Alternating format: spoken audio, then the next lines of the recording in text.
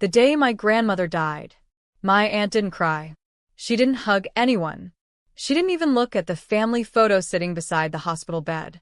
Instead, she looked straight at the lawyer and smiled. That was the moment I realized she hadn't come to say goodbye. My name is Emily Carter. I'm 31 years old, and until that day, I believed family was something money could never destroy. I couldn't have been more wrong. My parents died in a car accident when I was 12. From that day forward, my grandmother, Eleanor Carter, became my entire world. She raised me in her beautiful New England home, overlooking a quiet lake in Connecticut. She wasn't born rich. She built everything herself. At 23, she opened a tiny bakery with one oven and 2 employees. 40 years later, that bakery had grown into one of the most successful family-owned restaurant chains in the state. Everyone admired her. Everyone. Except one person. My Aunt Victoria. Grandma's only daughter. She believed every dollar Grandma earned belonged to her simply because she was her child. She hated that Grandma trusted me. When I graduated from college, Grandma made me operations manager of the family business. Victoria called it favoritism. When Grandma taught me how to negotiate contracts, Victoria called me a thief. When Grandma invited me to every board meeting, Victoria stopped speaking to us for months. Grandma never argued. She simply smiled. Then she would whisper to me, "Greed is patient, Emily. It waits until people think no one is watching." I didn't fully understand those words until the funeral. After everyone returned to Grandma's estate, Victoria walked through the mansion as if she already owned it. She touched the antique furniture, opened cabinets, even measured the dining room with her phone. One cousin finally asked, "Why are you doing that?" Victoria laughed. "I'm deciding what stays." That night, I couldn't sleep. Every room reminded me of Grandma. The smell of fresh cinnamon, her reading glasses beside the fireplace, the old piano she loved. As I walked into her private library, Grandma never left drawers open. Inside, there was a single envelope. My name was written across it. Emily. My hands trembled as I opened it. Inside was a handwritten letter. "My dear Emily, if you're reading this, it means I'm finally with your grandfather. Don't waste your tears on me. Save your strength. You're going to need it." I felt my heart racing. The next sentence made my stomach tighten. Victoria will try to steal everything. She won't stop until she believes she's won. Let her think that. There are things I've never told anyone. Not even Victoria. Trust Mr. Harris. He knows where the truth is hidden. Mr. Harris, our family attorney. Before I could finish reading, I heard footsteps behind me. I quickly folded the letter. The library door slowly opened. Victoria stood there. She looked directly at the envelope in my hand. "What are you hiding?" "Nothing." She smiled. "I hope you aren't searching for things that don't belong to you." I met her eyes. I could say the same thing. For a second, her smile disappeared. Then she walked away. The next morning, the entire family gathered in Grandma's living room. The lawyer arrived carrying 2 leather briefcases. Everyone sat quietly, except Victoria. She looked unusually confident, almost excited. Mr. Harris cleared his throat. Mrs. Eleanor Carter updated her will 92 days before her passing. Victoria frowned. Updated? Yes. I wasn't informed. My client requested complete confidentiality. Victoria crossed her arms. Fine. Let's get this over with. The lawyer opened the file. The Carter Lake House belongs to Emily Carter. Victoria rolled her eyes. Victoria folded the letter so quickly that no one else had time to read it. She forced a smile. Mom wasn't thinking clearly. Mr. Harris didn't even look up. Mrs. Carter was declared mentally competent by 2 independent physicians before signing every legal document. Victoria laughed sarcastically. Convenient.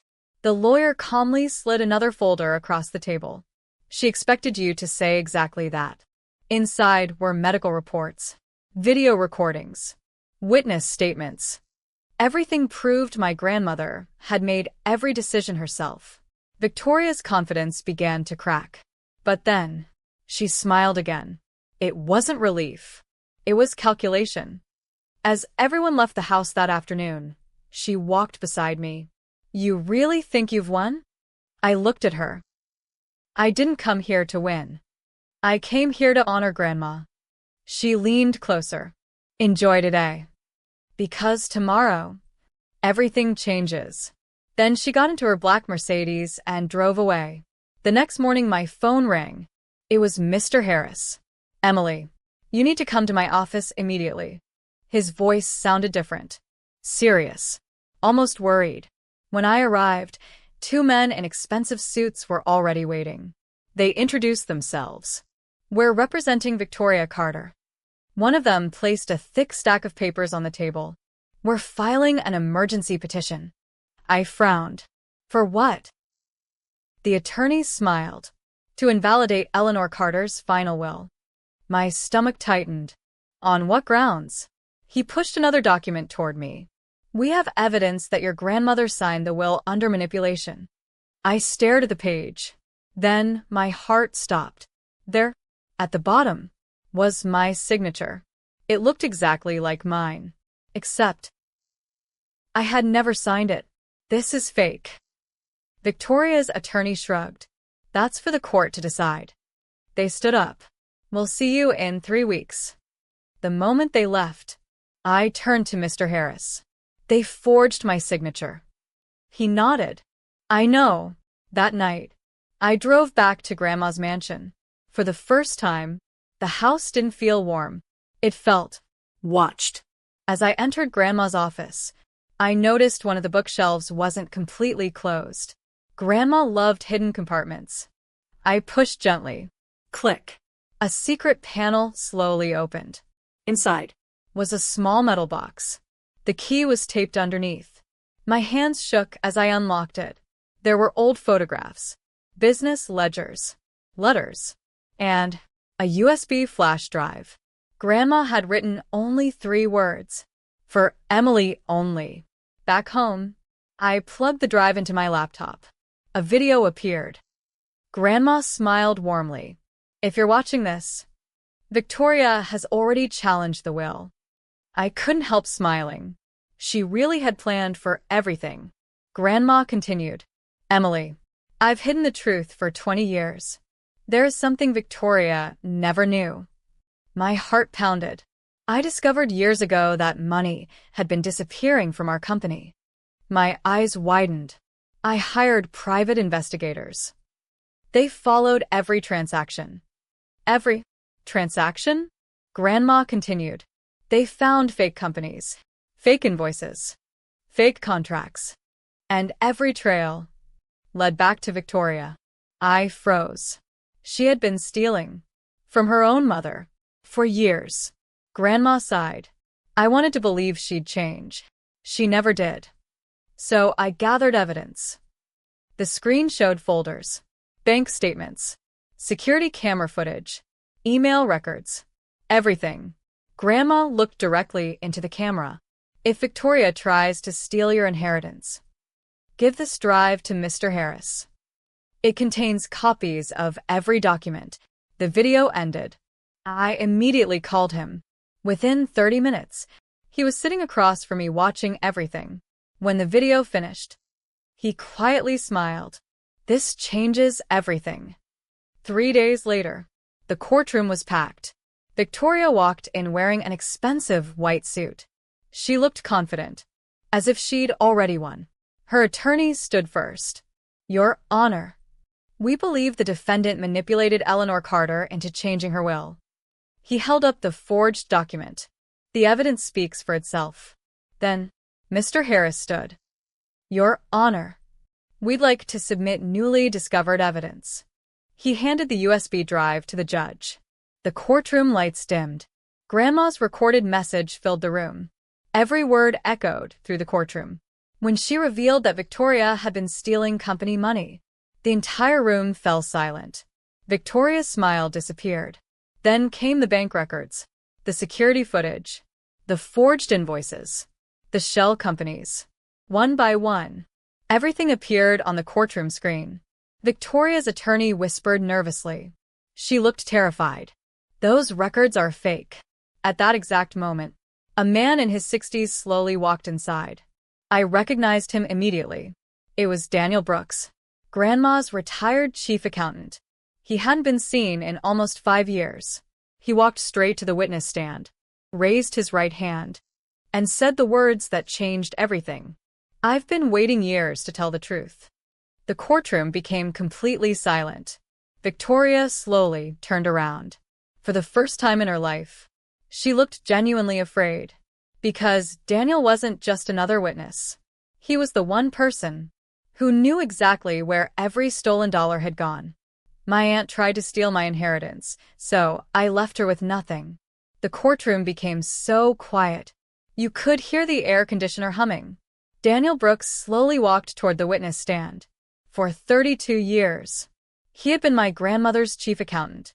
He knew every dollar, every contract, every secret. She stared at him in disbelief. I thought you moved to Florida. Daniel looked at her calmly. I did. But Eleanor asked me to come back if this day ever arrived. The judge nodded. You may begin. Daniel opened a thick leather folder. I kept copies of every financial record Mrs. Carter ever asked me to protect. He placed hundreds of documents on the evidence table. Bank statements, wire transfers, invoices, corporate filings. Every page carried one name. Victoria Carter. The prosecutor projected the documents onto the courtroom screen. One transfer. $120,000. Another. Over 7 years. More than $6.8 million had quietly disappeared from the company. Every transfer ended inside shell companies secretly controlled by Victoria. The courtroom erupted. Victoria stood up. He's lying. Daniel didn't even look at her. I wish I was. Then he handed over another envelope. This contains every email Mrs. Carter asked me to preserve. The judge opened it. One email appeared on the giant screen. It was from Victoria. Move the money before Mom notices. Emily is too busy running the stores to check the accounts. My heart sank. She hadn't just stolen from Grandma. She had planned to frame me. Another email appeared. Once Mom signs the new estate papers, destroy every original document. Gasps filled the courtroom. Victoria buried her face in her hands. But Daniel wasn't finished. He reached into his briefcase one last time. This is the recording Mrs. Carter asked me never to release unless Victoria challenged the inheritance. The lights dimmed. Grandma appeared on the screen. She smiled gently. If you're watching this. Victoria ignored my final warning. She looked directly into the camera. My daughter, I loved you more than life itself. But love cannot survive endless betrayal. I gave you chance. After chance. After chance. You chose greed. Then she turned toward another camera. Emily, if you're seeing this, remember what I taught you. Justice is not revenge. It's simply allowing people to face the consequences of their own choices. Tears filled my eyes. The video continued. I've donated over half my estate to charity. The rest belongs to Emily because she protected this family instead of exploiting it. My final wish. The courtroom remained silent long after the screen went black. Finally, the judge looked toward Victoria. Do you wish to continue this case? Her attorney quietly whispered something. Victoria slowly shook her head. No. I don't. But it was already too late. The prosecutor stood. Your Honor. The state is filing criminal charges. Fraud.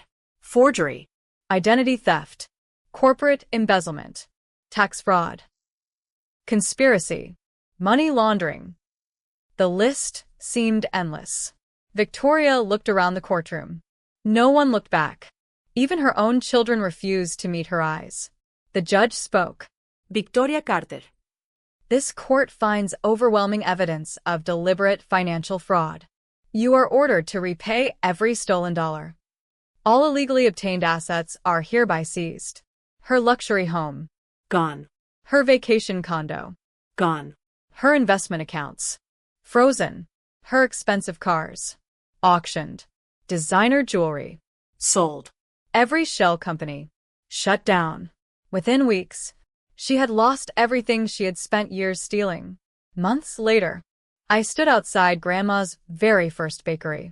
The same tiny building where her dream had begun. Instead of selling it, I restored it. Every brick. Every photograph. Every family recipe. On opening day, hundreds of people lined up outside. Former employees hugged each other. Customers shared stories about Grandma. Children laughed. For the first time since she passed away, the building felt alive again. A reporter approached me. Emily, after everything your aunt did, do you hate her? I smiled. No. Hate would have made me exactly like her. The interview aired across the state. The bakery became even more successful. A year later, the Carter Foundation awarded scholarships to young entrepreneurs who had lost parents or faced financial hardship. Exactly as Grandma had always dreamed.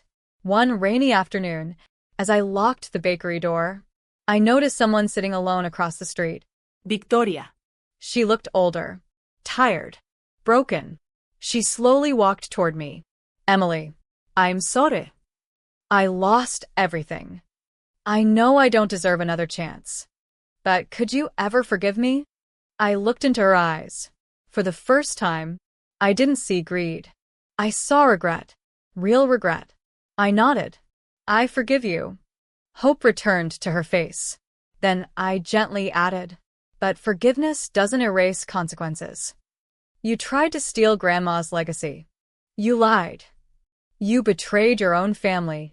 She lowered her head. Tears rolled down her face. She quietly whispered, I understand. Then she walked away. I never saw her again. Before leaving, I looked up at the bakery sign. Eleanor Carter's Bakery. Grandma didn't leave me millions. She left me something far more valuable. Integrity, courage, and the wisdom to understand that the greatest inheritance isn't money. It's the character you choose to live by. As I turned off the lights, I smiled, because in the end, my aunt tried to steal my inheritance. Instead,